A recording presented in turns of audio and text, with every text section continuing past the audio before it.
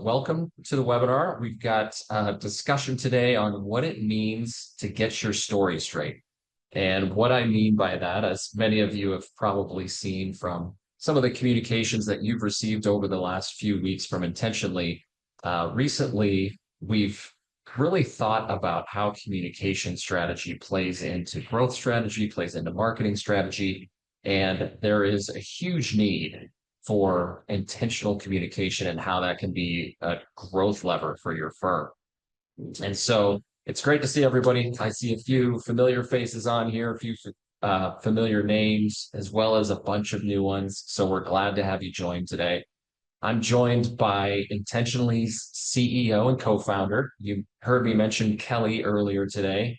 Kelly Waltrich is here from our side of things. I joined Intentionally just within the last few months. And while we just started working more directly together as partners here at Intentionally, we've known each other in the industry for quite a long time. I think right now what we're looking at is probably about 13 or 14 years of knowing each other.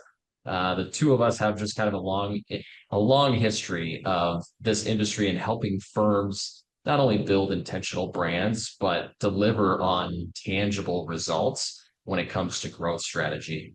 And so as we plan to share some of those perspectives and some of those gleanings today, I just thought, it'd be great to have her a part of the conversation. Her and I will provide some color based on some of the information we go through today. And knowing that we've known each other and we've had quite a bit of history in working across company lines for so many years, there's a lot of things that we've noticed of what's working well, what isn't working so well out there, how to communicate well during times of change, during times of growth. And we'll cover all of that here today. So let's get into it. Something that I just want to cover off with everyone here is a few topics of discussion as we go throughout today. One, we will be talking through what's going on in the industry. What are some of the growth trends that we see occurring across different sizes of firms, across different types of firms, across fintechs and RIAs?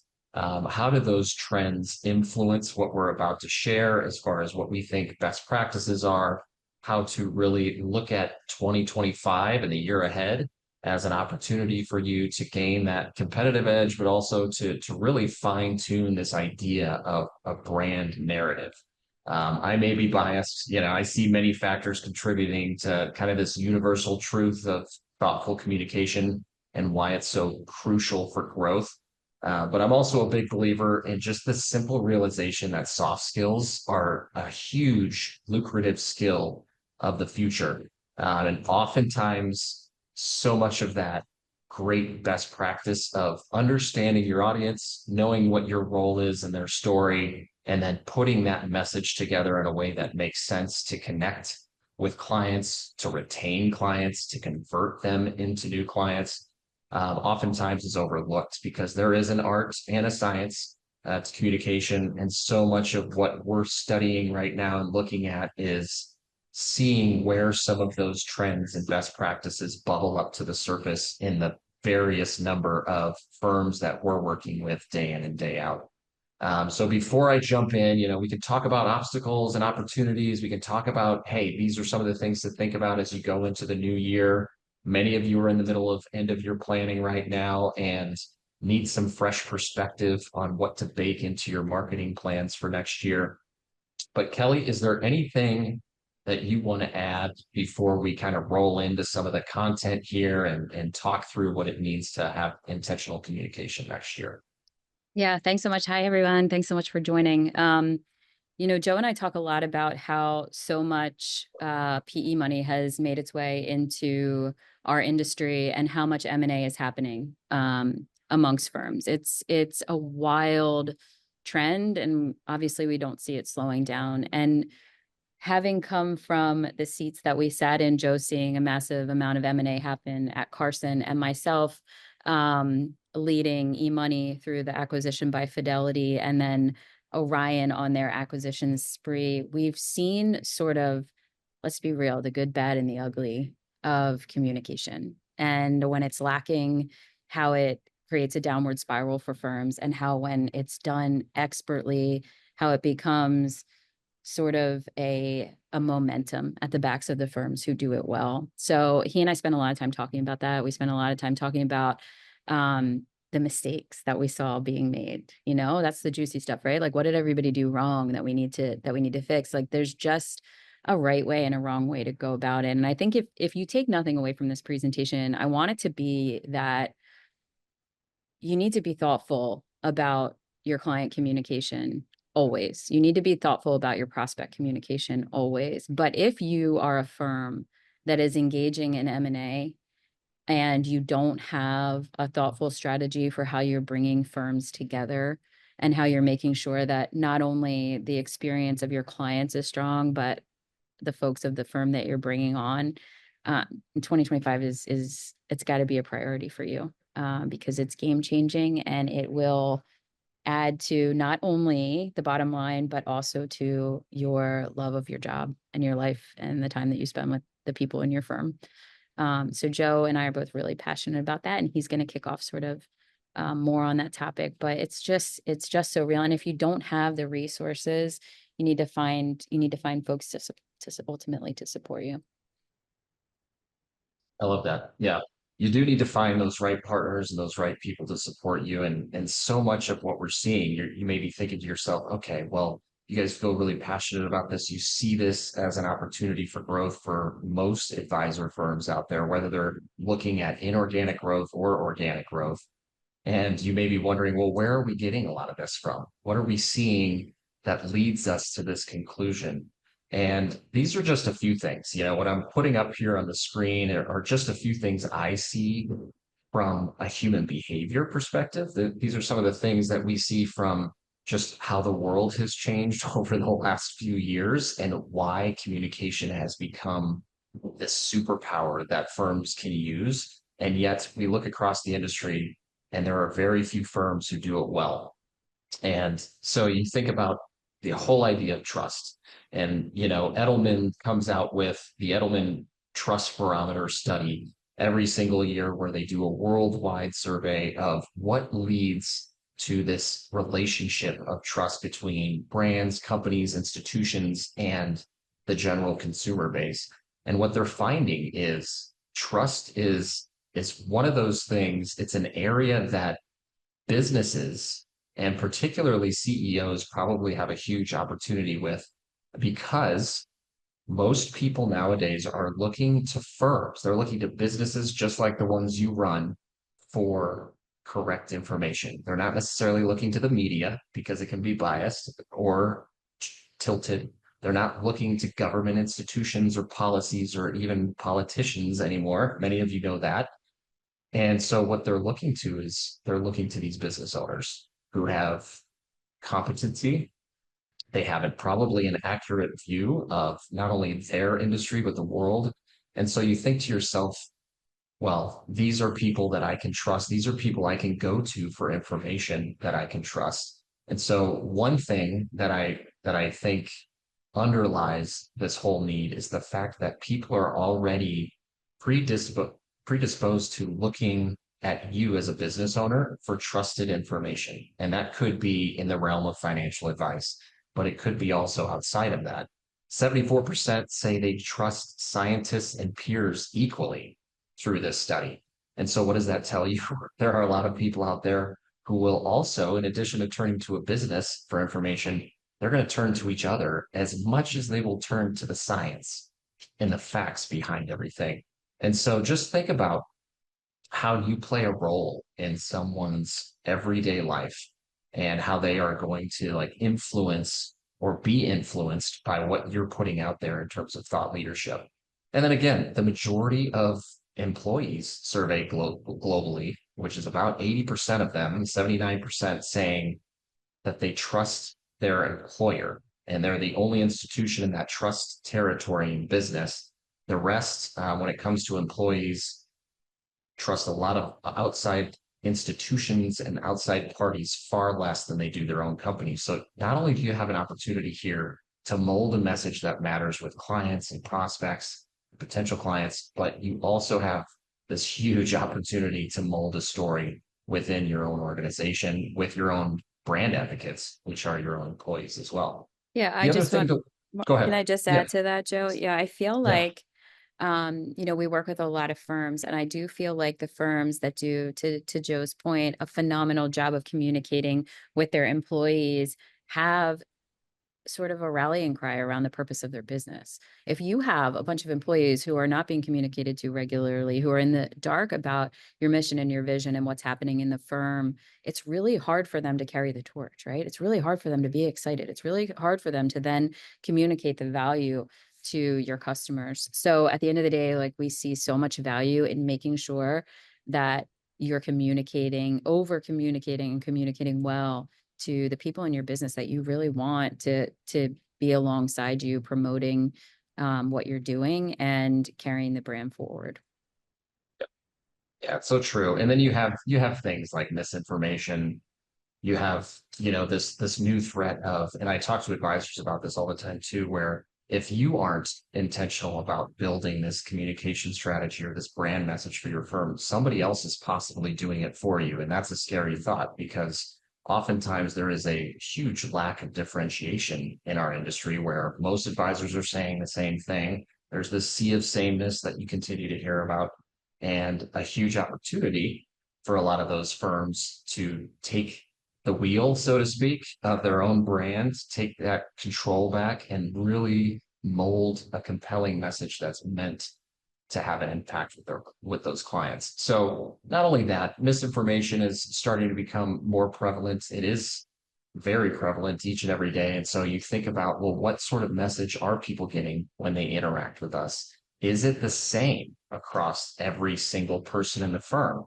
Could you work with one advisor over another under the same brand and receive a different client experience altogether? Is that good? Is that bad? And so there's a lot of questions that this leads to about what message are we putting out there? Is it consistent? Is it repeatable? Is it scalable? Is it memorable? And in addition to that, you have tech coming in. All of you know about AI and how much that has just changed the world in the last 12 months alone, with giving people accelerated capabilities, giving them better ways to scale their client experience or to interpret data. And then you have lead generation not being, something Kelly talks about. And I just want Kelly, maybe you to chime in on this too. We talk about leads not being the answer. A lot of advisors just want more leads. They want more leads. And what we're finding is that leads aren't necessarily the answer. If you want to just speak to that for a second. Well, we talk a lot about the way that firms are acquiring leads. If you think about, this industry has really adopted sort of the firms that are sending advisor leads based on communications that have nothing to do with your business, right? So these investors are raising their hand and saying, I need some kind of help. I don't know what kind of help, and I don't necessarily know from who. And then those leads are coming to your doorstep. And, you know, I am a firm believer that you want to find folks who have a specific pain point that you can solve and who are attracted to you because of your brand. So it's not to say you shouldn't be buying leads, but I think that the communication piece of this is so important. Like, if you communicate your value, the right people will find you. And I will take that strategy every day over sort of buying cold lists. Yeah, I love that. Yeah, there's definitely a better way of having your story in front of the right people beyond just buying, yeah, those lists of leads and hoping that something lands with those clients at some point in the day or at some point in their life.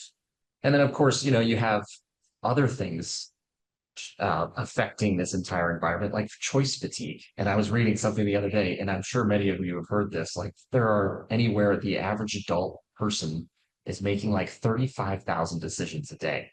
And so you think about everything that the average consumer, the average investor needs to think about, or let's just say the average advisor too. If you're looking to attract more advisors into your RIA, the average advisor is not only wearing all of these hats, but they are attempting to figure out how to run a business while supporting their team, while growing a brand, while being proactive.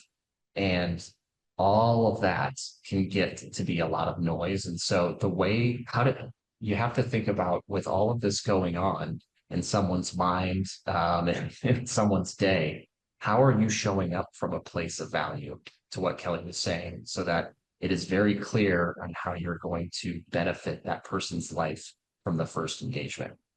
And then outside of this too, we talked a little bit about M&A, but inorganic growth, these are just a few stats that we pulled from a recent study that went out there back in early October. And at that point, there had already been right around 160 transactions done this year in our space. And while that is somewhat of a slight increase or on par with where things were trending last year, it's the size of those deals that's really having an impact on opportunities. And because the size of those deals are larger, we're talking about more complex deals that are happening. And when you have more complexity in the deal, you have more people typically involved, you have larger teams, larger organizations. And by the way, you probably have two very different brand stories when thinking about how one firm merges into another. And so think about how even the industry is going to continue to trend in this direction. And you have all of this exposed room for there to be clarity and confidence delivered through an M&A transition, through any sort of change in an organization where you're combining cultures. And then how do those combined firms or combined teams align with each other and put a unified message out to an audience that makes sense and is compelling to engage with. So outside of all that, I mean, let's just talk about some of the things that we see as just best practices. And we're going to run through these fairly quick because I know we want some time for maybe some discussion, and feel free if anybody has questions along the way, by all means, chime in, speak up. We'd love to hear from you. Something that I'm really seeing on the communications consulting front is just frequency matters. When we talk about earning trust, and I think Kelly and I were actually talking about this the other day, where we were reading some research on how many interactions it takes before someone actually makes a decision or feels like they're familiar with your brand, feels like they're familiar with your value proposition. I know that number. I've seen numbers average anywhere from 8 interactions like we have here on the screen all the way up to like 13, 14, 17 interactions. And I think it speaks to two things. One, because of this choice fatigue, because of what it takes and this misinformation out there, earning trust has never been harder, which means you need more of a tightened story in order to break through the noise and get someone's attention. But I think you also need to be consistent in every interaction you're providing. And you need to nurture somebody through this process one step at a time in order to earn that trust and in order to be one of those, top choices that somebody has that they can easily recollect when they know they have an issue or a challenge. So think about that one. Go ahead. We did a RAA roundtable at Edge West, and we're happy to share. Joe and I are happy to share the data that came out of that roundtable from some of the top RAs in the space, and they said 12 touch points. So we see 8, we see 9, but that group of people who is very intensely communicating with prospects in this case said 12 touch points is what it takes. So as you guys think about the communications that you're putting out and what you're trying to accomplish and the goals that you have, Joe is spot on when he says that a large part of the success of these programs, of your communication programs, is purely around consistency. Yeah.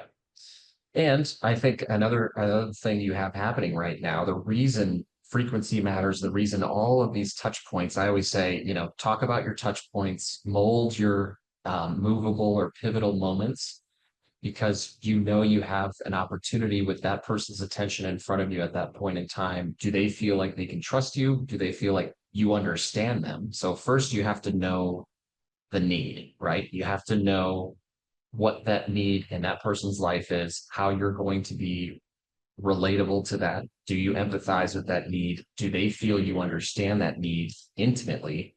And then you need to know your role. So after you know the need and you are able to know exactly where you fit into this conversation, you need to understand how you play a role in helping that person or advisor solve that problem or solve that challenge. Something else I saw just from Schwab's 2024 benchmarking study was that referrals do still remain, sort of this leading driver of growth.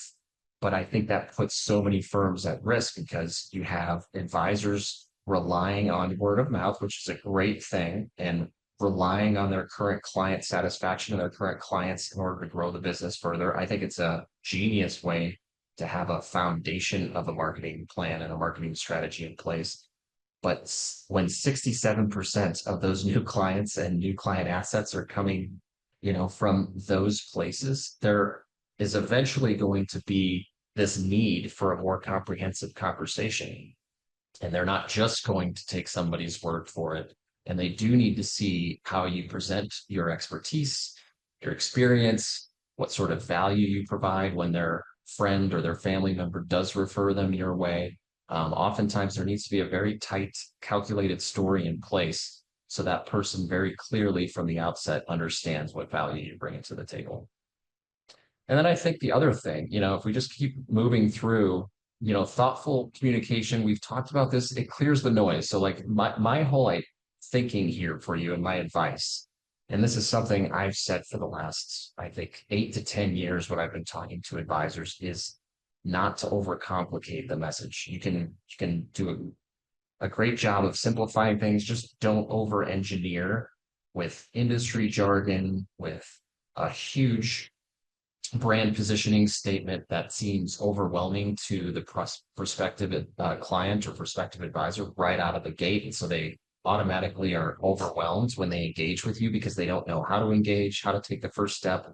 What is it you provide? You seem to be a little bit of everything to everyone. Does that mean it speaks to me? Probably not. And so something that you need to really think through here is just how to know that need and then how to simplify things down to their most basic, distill that meaning of your message down to the most basic value that you're providing to clients, and then let them know how to engage with you in that way. So clarify your call to actions. Is it very clear how somebody is going to move forward with you if they've educated themselves, they've become familiar with your brand over the course of 14, 13 touch points? Do they actually know when they're ready how to take that next step? And most advisors miss out on that still. And I'd say the simplified messaging, this is based on science. There are studies that have come out saying that even stock portfolios of some of the simple brands, or those that are the easiest to understand, tend to perform the best over the long term because more people will invest in things that they're familiar with and that they understand versus the things they don't. And so if you apply that same sort of thinking to your offering, whether you're going after the end client or you're going after other advisors, how are you presenting a very simple, compelling message that allows somebody to see how that experience would look for you? And if they can easily understand it and repeat that to someone else, it's all the more likely that they become clients or that they become a brand advocate for your firm. So think about knowing your role there. This is something that I've always given just kind of some tips on when it comes to communication. You can either be a point maker or you can be the storyteller. The point makers out there, typically, this works really well when you have a point you want to present and then you give the points of why this makes sense. You're coming right out of the gate. It's almost the same way that a lot of publications and a lot of educational articles are written. You get straight to the point, and then you support that point as someone dives deeper into the topic, as somebody wants to learn more. And where our industry probably has a lot of opportunity for growth is becoming better storytellers. How do you put somebody in that context of their need and then walk them through as the guide how they solve that problem for themselves? And oh, by the way, why wouldn't they choose the person or the firm that's been helping enlighten them throughout this entire journey that they've been on? And it tends to be a more compelling way to communicate as a brand and a more compelling way to interact with your clients from the outset when they know you understand them, they know that you understand their need as well. Something about compelling communication, just creating identity. This is something that I focus on quite a bit. So we have a little bit of an identity crisis as financial advisors, where we do have this sea of sameness. In fact, I remember reading through a study they did. This was a consumer study they did like 12 years. Oh no, it was 2016. And what they found was that the average consumer could better differentiate between different brands of soap at a store. When you see, hundreds of brands of soap on a store, store shelf, and you're trying to debate, oh my gosh, which one do I choose? What's best for me? They were better able to differentiate between brands of soap than they could between one advisor to the next. Like, why do you work with this advisor now versus the one over here that's been, enticing you to come talk to them to get a second opinion? Nobody could really in a very well articulated point out why one advisor was a better fit for them to the next. And that to me is a huge opportunity for us to use communication strategy. It's a huge opportunity to think about how your message is not only distilled down internally with your team, but also how that gets amplified outside of your walls. So just think about how that compelling communication you create helps really define and give you an identity that separates yourself from the crowd. Multi-channel communication. This is something I want to have maybe Kelly chime in on a little bit here too, because we do see this with a lot of our clients. The ones who have a good channel mix tend to be the ones who also nurture and close that business, convert clients, even retain current clients at a much higher level. This is something that it takes time, it takes efforts, but if you immerse yourself in that prospect's journey or that potential client who's going to learn about you through 8 to 13 to 17 different checkpoints throughout their purchase journey or throughout this evaluation journey, you need to know exactly what types of different formats they're looking at, they're referring to, they trust in, and you need to find different ways of telling that same story over and over again. So think about that. And Kelly, I don't know if there's anything you want to add. I always think about just how one piece of content, advisors get obsessed with. This sounds like a lot of work for me to put a lot of thought leadership out there and put a lot of content out there to become a trusted expert. And we're reminding them that there's an easy way to take even one concept and split it into 3 or 4 different pieces to make it work for your brand. Yeah, no, I would just add to that that you just have to think about how you consume messaging and content in your own life. And you definitely have your preferences, right? Like, do you like to go to a certain website to get your news? Do you like to get text messages? And do you like to read email updates that hit your inbox at a certain time every morning before you kick off your day? Like, we all have such specific preferences around the way that we like to consume information. So as you're thinking about your communication strategy, you need to realize that the folks that you're communicating with, whether that be your clients or your prospects or your employees, all have those same specific preferences. And so it makes for really good practice to try to understand that, to understand how people want to receive information from you so that you can meet them where they are. Yeah. And I always kind of give this example too of the iPod. I know many of you have probably been around the block long enough, but what most people don't remember, this would have been like late 2007, early 2008, when Apple first came out with the iPod. And they relied on Apple's engineers to give them promotional language or to describe the products. And what happened was you had a lot of engineers using their technical language that then came through in some of the marketing and promotional material with iPods, and it led to abysmal sales in that first quarter for Apple with the iPod. Now we obviously don't need the iPod, but at the time you didn't, if you remember, that first really compelling iPhone came out in like '08. And so this was before a time when we had an alternative option for where we would store our songs. We're coming freshly off of like the Discmans and the Walkmans out there of the 90s and early 2000s. And what they had to do was remove a lot of the technical language. So a lot of their engineers were speaking in megabytes and gigabytes. And hey, this is the file format you'll get with MP3s versus trying to educate them on, what it meant to not have a disk, but to have this all stored as a file. And what people really just wanted to understand was, well, how much are we talking for storage here? And can we speak to the size in a more compelling way? And they said, all right, instead of speaking in megabytes and MP3s, let's switch to saying, this is a way for you to store 1,000 songs in your pocket. One, it spoke to the capacity and the way that this provided a benefit far beyond anything we were able to use in the past as far as music listening products. Two, it spoke to the size and the portability and the convenience of what this would bring to somebody's life. And with those short tweaks in the language, it was able to completely change the trajectory of sales for the iPod. And so think about that too, with the language you're using within your own descriptions, within your own planning process. There's this fine line between presenting yourself as credible and presenting yourself as someone who is a thought leader without browbeating your audience and without disconnecting them from the message because they feel they're being talked down to, so to speak.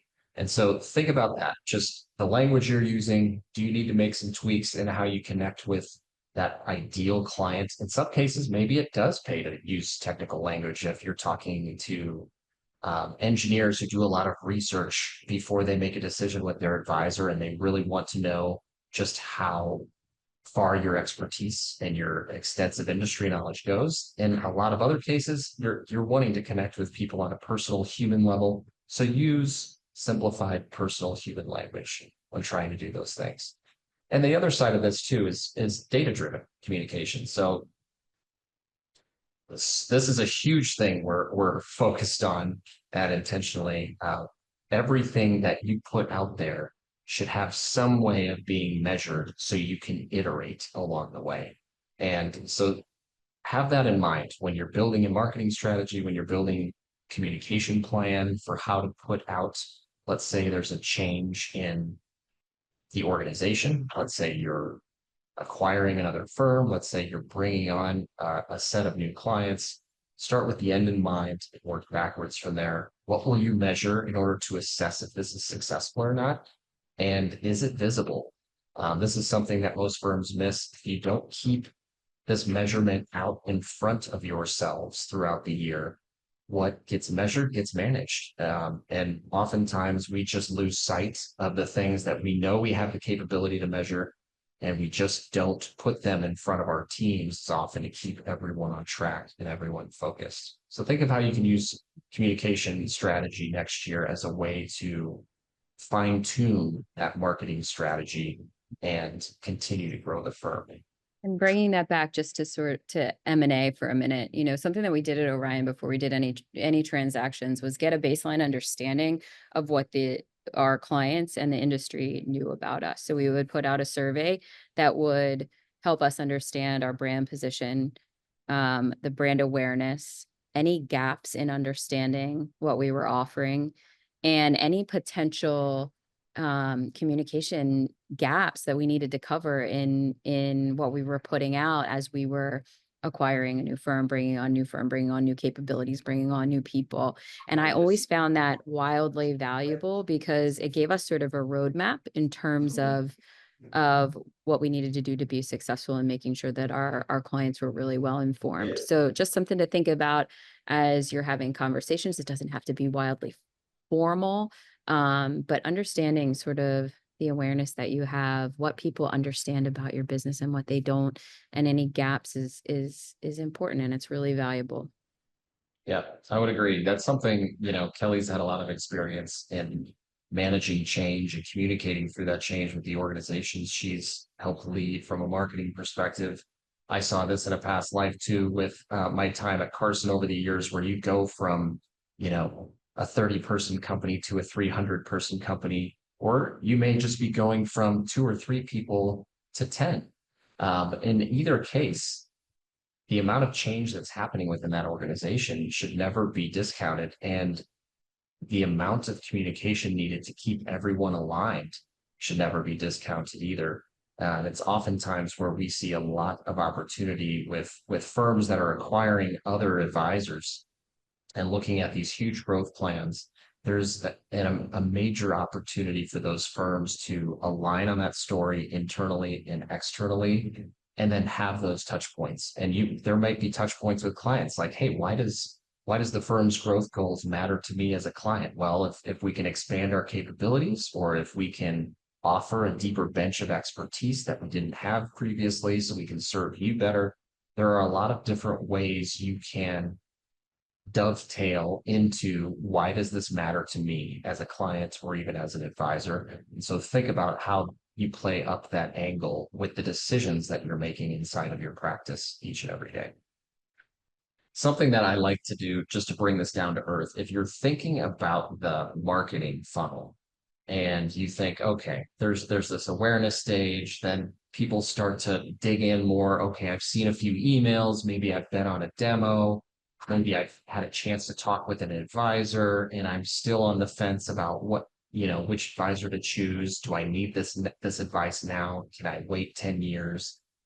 This is something I know my parents are constantly debating. And what you have to first know, especially when it comes to communication strategy, is where emotion and logic play different roles throughout the buying journey. Emotion plays a huge role when somebody first is in that awareness stage. And you probably can guess why. It's because when you get into this awareness stage, that person intimately knows the need. They know what they need. Something has happened in their life to shift their perspective or to enlighten them to, oh my goodness, I need some advice here. I need something happen in my life. It's a turning point. We need to look at what sort of support we need from a planning perspective.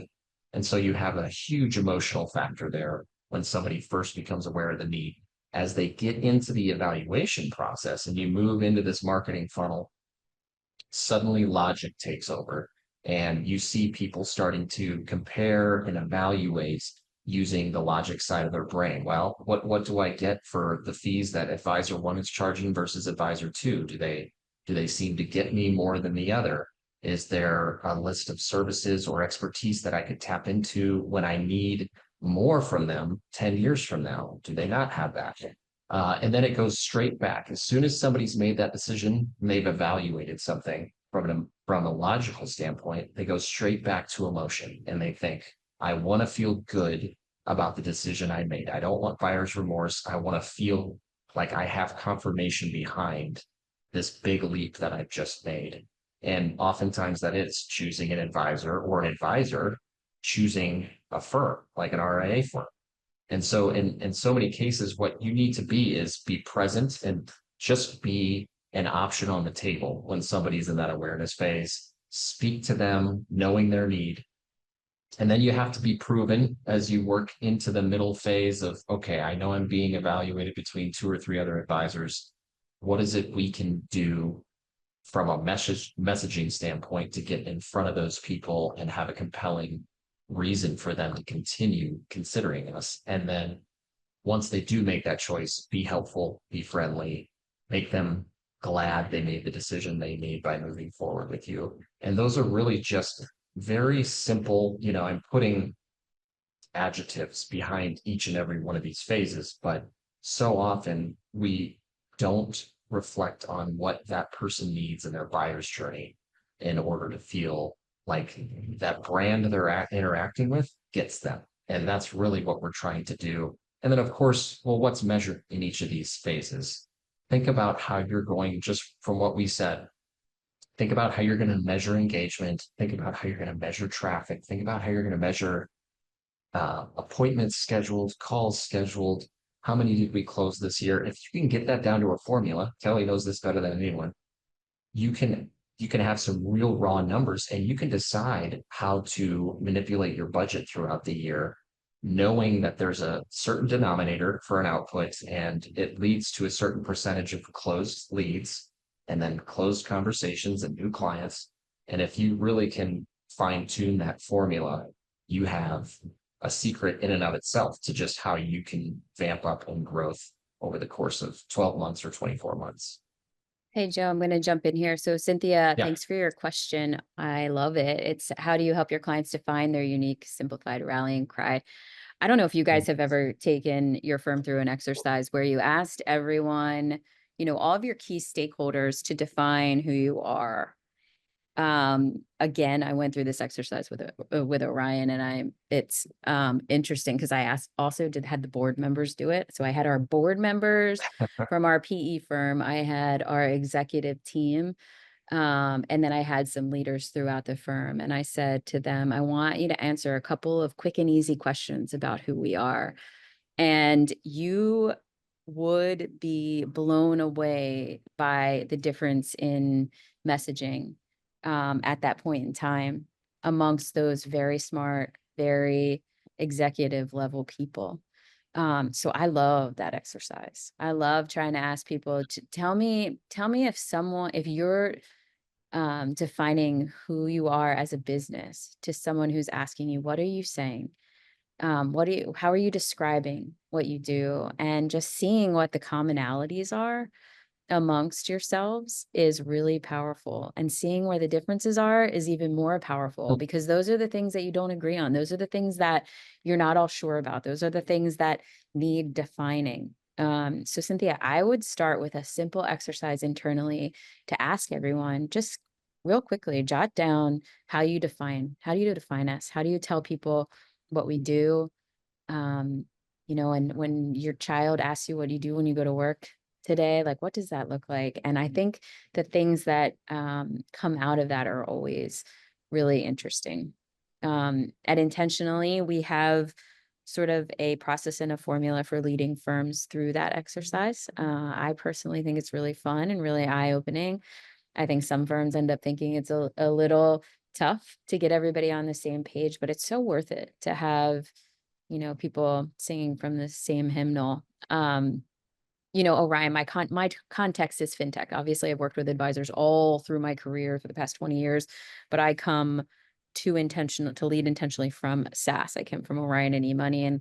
And so if you think about like the work that goes into making sure that the hundreds and hundreds of people that pick up the phones every day to answer questions are able to articulate the same story, I think that same kind of vigor needs to be brought to RAs in terms of the experience and the story and sort of the baseline understanding of who you guys are. So Cynthia, if that's something that you're interested in having us take you through, we would love to do it. It's a really satisfying exercise once you're on the other side of it and you have something tangible that everybody can hold and everybody can work from, that they've all helped create and they all really believe in. Yeah, I love that. That's great, Kelly. One thing that kind of goes along with it, and an exercise I've taken firms through, is figuring out how you can distill down your entire value proposition to a feeling or to an emotion, and then giving that emotion a label, like a word. It's almost like going through therapy, where it's like, okay, label your feelings. But in a lot of ways, firms can work backwards from a place if they know what type of feeling they're trying to deliver or promise by engaging with them. And you can work backwards from that feeling. Well, what does, at Carson, we always talked about financial freedom, like what does giving someone freedom look like? What does it mean they're not worried about anymore? What does it mean we can clarify for them? How does that feeling of freedom show up in their life compared to where they are today? So just think about current state and ideal state, and how you play with this idea of distilling things down to a simple emotion in their ideal state and where they are now, and how you can bridge that gap for them. Joe, I just want to add one more thing to that. In the context of M&A, um, I found it really powerful to ask the questions that I just mentioned to Cynthia to both sides of an equation, because the acquiring firm always assumes that their story is stronger and that the specifics of it are better. But I find that if you can take the best of what you're bringing from both firms together to make it even more powerful story, Mm. you'll get to a much better place. So, guys, I would just encourage you, as you're thinking through building out M&A communication strategies, as you're thinking through building out, ways of thoughtfully bringing new partners on or new firms on or executing change management to look at both sides of the equation, because the way that you've always been doing it is not necessarily the best way. And that's hard. That's hard for a communications leader to do, to say, hey, maybe what they were doing was better, or parts of it were better. Let's bring the best together. So when you're going through those transactions, I just think it's a nice exercise to go through for both sides and really try to take the best of both. Yeah. Well, I think that kind of leans into something I wanted to touch on, which is just some of the things we've learned. And we've been sharing some of that throughout, what works well, what doesn't. One, I think I learned this earlier on in my career. You can't delegate empathy. If there's somebody on the leadership team saying, oh, like you guys figure out how we want to care about the client or how we're going to care about the team, and then we'll just buy into whatever you articulate. Well, that's not necessarily how it works from the top down. You need to have buy-in from leadership level all the way down. And so that's one I've learned. Over communication is huge. And I know too many advisors don't do a good job of this, but it's if you think you're communicating enough, give it another, touch point or two on top of it, just because you oftentimes have the burden of knowledge. You are in this each and every day, whether that's an advisor looking to join an RIA or a BD, or it's somebody who is looking to become a client of your firm as an advisory firm. They don't live and breathe this every day. And you're probably working on it day and night. And by the time you communicate it, it is so well established in your mind that you think, well, everybody else understands it too. And the reality is it's the first time they're hearing it, or maybe even the second time. The point is repetition is key, over communicate to drive those points home.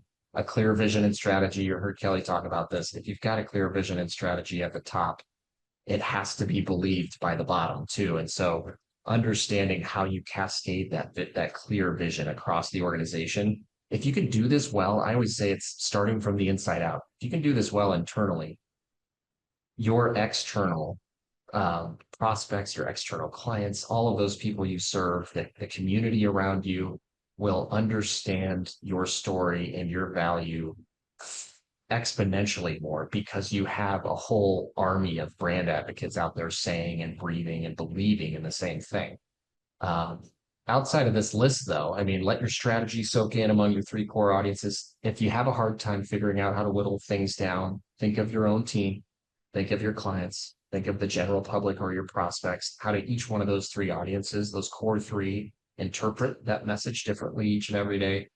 Simple communication, I can't say that enough. Simplicity is really where the art and the science comes into play with how people perceive your brand.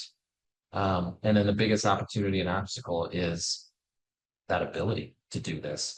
Kelly, I'm sure you've got a few lessons yourself. Is there anything you want to add to this? Yeah, I want to give you a couple, and then I want to give you a couple RA examples. So one of the things I'm always thinking about when Joe is talking is the power of an FAQ. I know it sounds so Yeah. crazy and so simple, but it's like we start every communication plan that we put together for intentionally clients with a simple FAQ. Like, we know that we need to get answers to our questions from your stakeholders. And if we have to do that, then they're likely the questions that your employees are going to ask about, that your clients are going to ask about, that your partners are going to ask about.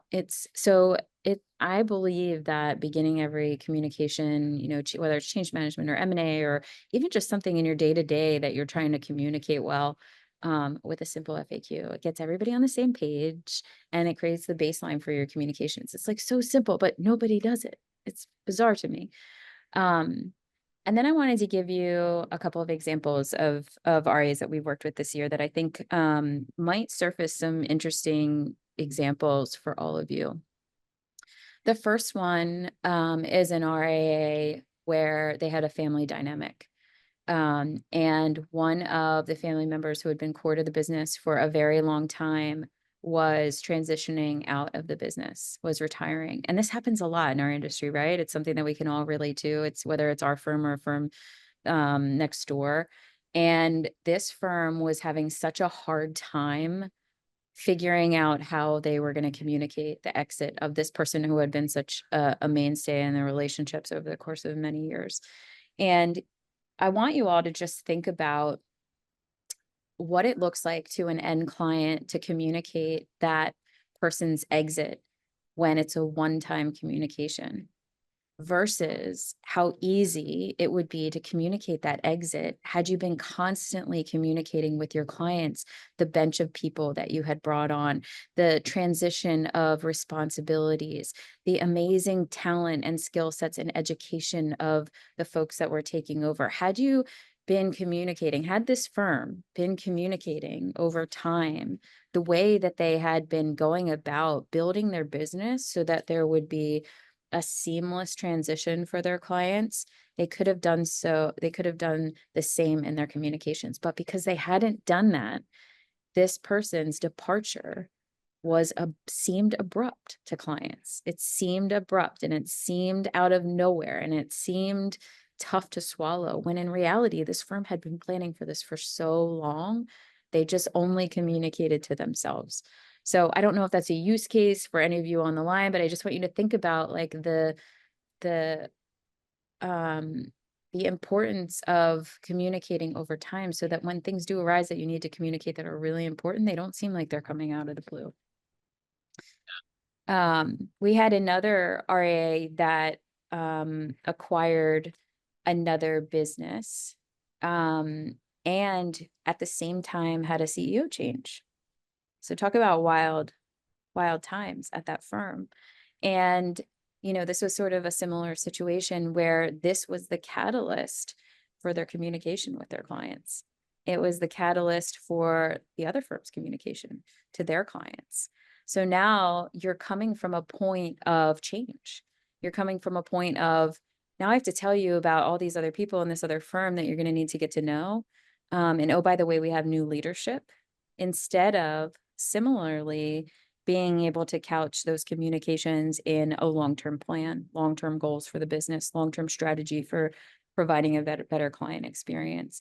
So the best time to start making sure that you have consistent communication is yesterday. And I think the other point that I want to hit on is, as part of those two examples, is many of you, whether you're on the line from the firm level or you're an individual advisor, are sending out templated content. And that might be okay when you're trying to explain a Roth RIA, a Roth, but it's not okay when you're trying to tell people who you are and about your firm and about your services and about the enhancements that they're making and the people that you're bringing on and all of the ways that you're serving your clients. So I think that I do want you all to take a look at the content that you're providing and the things that you're sending out. And I want you to make sure that there's something real about them and there's something you about them. I'm not putting down templated content. Hear me. I think that there's a place for that. There's a place on your blog for that kind of stuff. There's a spot in your newsletter for that kind of stuff, but it should not be what you lean on completely as your content strategy. Nothing that Joe talked about today in terms of communication screamed templated to any of you, I am sure. Yeah. So just make sure that you're doing a little bit of self-reflection to make sure that you're putting some effort and some energy into communications that are real and authentic to your business. Great point. Yeah, we're actually working with a client of ours right now, a large RA who's going through this, and they're wondering, where do I begin with building a foundation for this? And like Kelly said, it starts with vision. Oftentimes the company has to share a vision for 5, 10, 15 years out, 100 years out. Two, you have to share that vision and tie it into your core values. And I know this sounds cheesy as well. It's like the FAQ comment. It is so simple that it's effective. That's the beauty of a lot of these things. If you don't have core values behind how you operate, behind how you make decisions, you can't be anchored through change. And so anchor to a vision, anchor to core values. How do the core values and the vision tie themselves together in order to create a consistent vision for the firm? And oftentimes those are the things we cling to when going through change. So I know we're kind of coming up close to time here. Something that we want to give to all of you for participating and just being an attendee on today's call is we have this guide. I know a lot of you are thinking, gosh, there's a lot of information covered. Where do I begin? How do I get started on this? we are a step ahead of you there. We have a guide, a Get Your Story Straight guide that will kind of walk you through some of our process and give you a sense for these are the questions you and the team need to reflect on. Here's a way that you can articulate this in a simple way.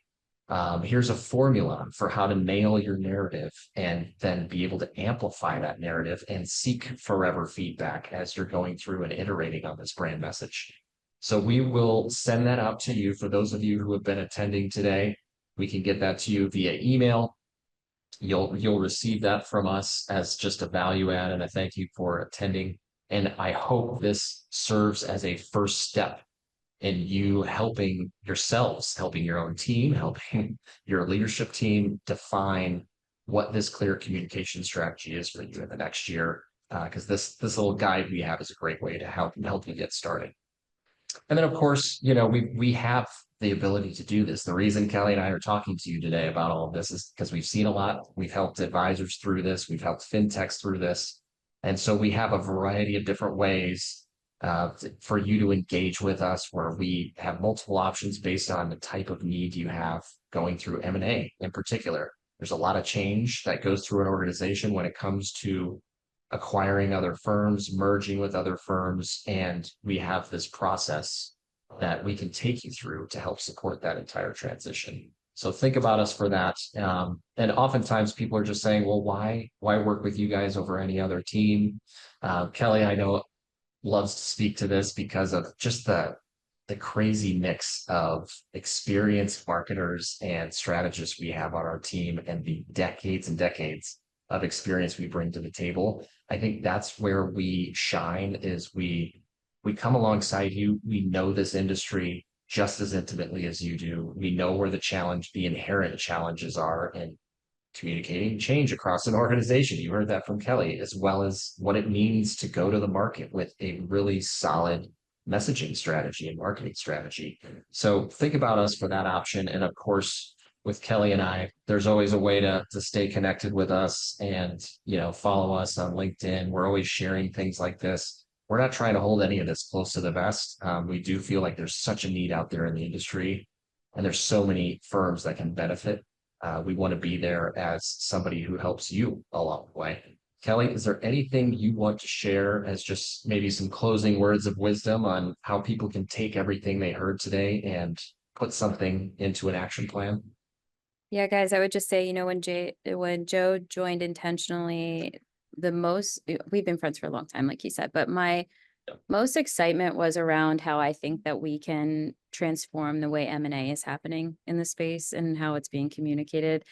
And I told you at the beginning of this webinar, I went through some wild rides in terms of transactions at both eMoney and Orion, and I learned a lot from it. I really did. I'd like to think that I learned what not to do the hard way in some cases. And I feel like if the industry is going to continue bringing on advisors and doing M&A at the clip that we are today, that we all need to take a step back and think about how do we make sure that the outcomes are stronger? How do we make sure that the firms come together better? How do we make sure that our clients their trust is not rattled as these things happen? And so, we talked a lot about general communication today, but I'm most excited about how we can help you from an M&A standpoint. I have a good playbook. Joe has a good playbook. We've been doing this for a long time, and we'd love to bring some of that to your firms.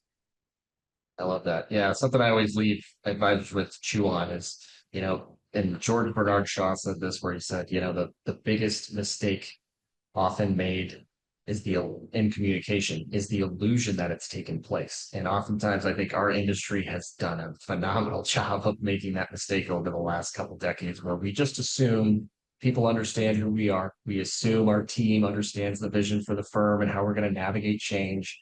We assume that we are putting the right message out in front of the right people at the right time to do the right thing. And oftentimes we are far from it. And so don't let that be an illusion that takes over your 2025 and being distracted. Thank you for attending today. And as Kelly stated, we've got a passion for this. We want to be that first option for you when you need help. And so feel free to reach out to us if you guys need any more tips or getting started tips on how to make this a reality for you in 2025. Thank you Thanks so for much, attending guys. today. Yep. Appreciate your time, everyone. Thank you, Kelly, for joining me on this today. And Sure. good luck to you all as you enter into end of year planning for next year. Thank Bye, you. guys.